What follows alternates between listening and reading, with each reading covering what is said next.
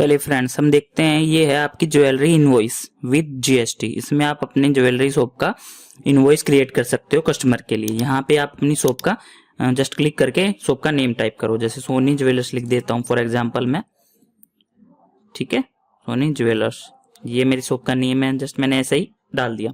फिर आप उसका एड्रेस डाल सकते हो, ठीक है। मैंने उसका एड्रेस ऐसे ही फॉर एग्जांपल गुरुग्राम डाल दिया, ठीक है।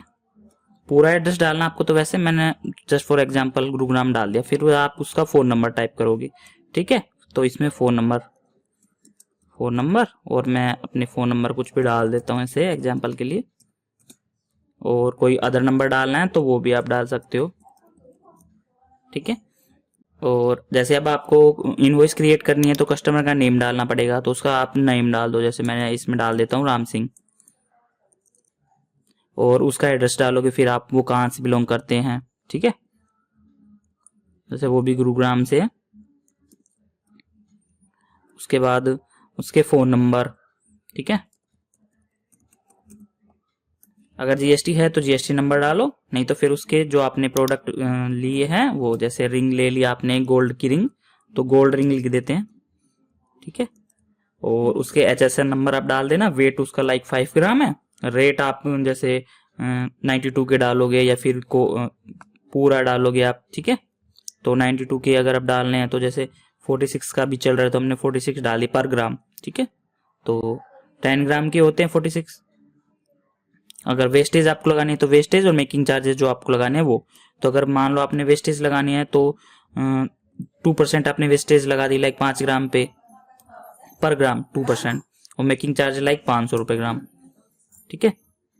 तो वो हो गई आपके 500 रुपये ग्राम। तो ये नेट अमाउंट आपका ऑटोमेटिक आ जाएगा कि 500 रुपये ग्राम तो उसकी हो गई मेकिंग चार्जेस।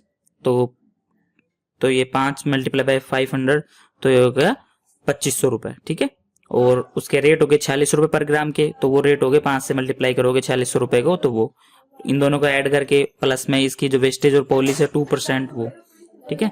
तो नीचे आपका अमाउंट आ गया 25,960 रुपये। 3% आपने जीएसटी लिया तो 778 रुपये। SGST CST Z% होता ना। अगर आप अदर स्टेट है तो आप इस 3 को तो 0 कर देना, और नीचे इसको 1.5 कर देना, ठीक है। देखो अब 389 रुपये आपका IGST हो गया। IGST नहीं लगाना तो इसको 0 कर दो, ऊपर 3% कर दो उसको, ठीक है। फिर ग्रोस अमाउंट, ये आपका ग्रोस अमाउंट हो गया टोटल ऐड करके। उसके बाद आपने पेमेंट क्या करी, 26,738, ठीक है।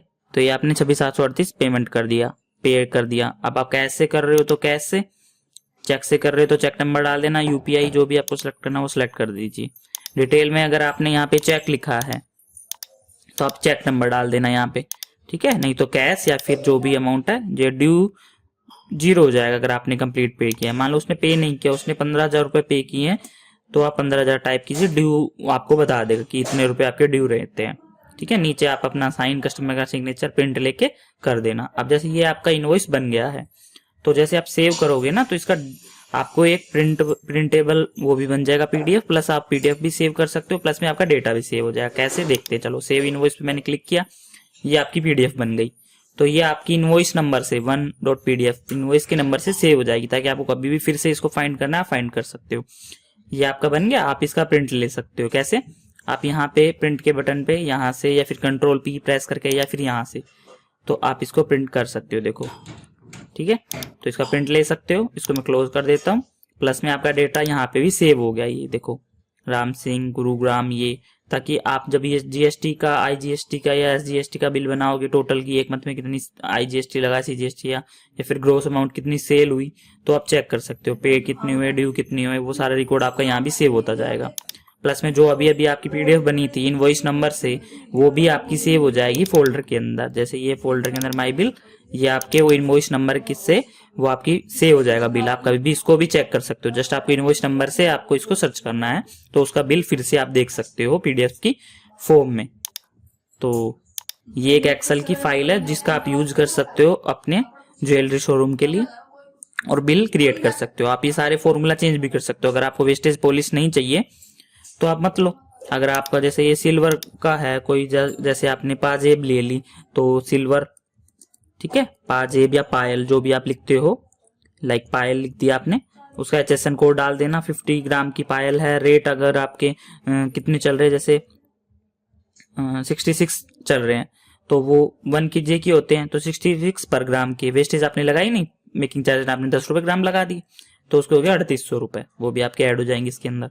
ठीक है, मान लो ये बिल बनाना भूल गया, अब इसी बिल को फिर से एडिट करना है कि उसने कुछ और सामान ले लिया, तो आपका बिल एक बार बन गया, पर आप फिर से बना सकते हो। डेटा सेव करना है यहाँ से, तो ये डेटा सेव किया, PDF फाइल फिर से सेम इनवॉइस की बनी है, देखो 1 नंबर की, तो वो अपडेट हो गई ऑटोमेटिक।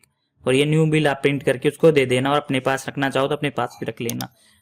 अब मैं आपको दिखाता हूँ कि वो बिल सेव हुआ या नहीं हुआ। जैसे माई बिल में देखो वही है, अपडेट हो गया वो फिर से। ठीक है, और डेटा आपका सेव हो गया। बस आपको डेटा फिर से सेव हो जाएगा, वो डिलीट करना है पहले वाला। 2 हो गया ना, बट हमें 2 तो चाहिए नहीं थी, तो ये वाली लाइन आप इसको डिलीट कर देना, इसको सिलेक्ट करके और इसको डिलीट कर देना कि हम ये तो डेटा चाहिए नहीं ना, नीचे वाला अपडेट रखना है आपको, तो डिलीट कर देना, नहीं चाहिए सेव इनवॉइस से। अगर आपको फिर से नई इनवॉइस बनानी है, तो जैसे ही आप नेक्स्ट करोगे तो आपकी इनवॉइस नंबर 2 आ गया और आप नया बिल जनरेट कर देना किसी का भी, नेक्स्ट। ठीक है, तो आप जब भी और सेव करते जाना साथ के साथ, ताकि नई इनवॉइस फिर से बने। ठीक है, तो सेव करने के लिए Ctrl+S प्रेस कर सकते हो, या फिर यहां से सेव कर सकते हो। ठीक है, यहाँ से आप सेव कर देना फाइल में, हर बार सेव जरूर करना ताकि यह डेटा सेव रहे आपका। तो ऐसे आप अपनी इनवॉइस बना सकते हो। ठीक है, अगर आपको ये अच्छे लगे तो आपको ये फाइल भी मिल जाएगी, आप ईमेल कर देना मुझे इस फाइल के लिए। Okay, thank you.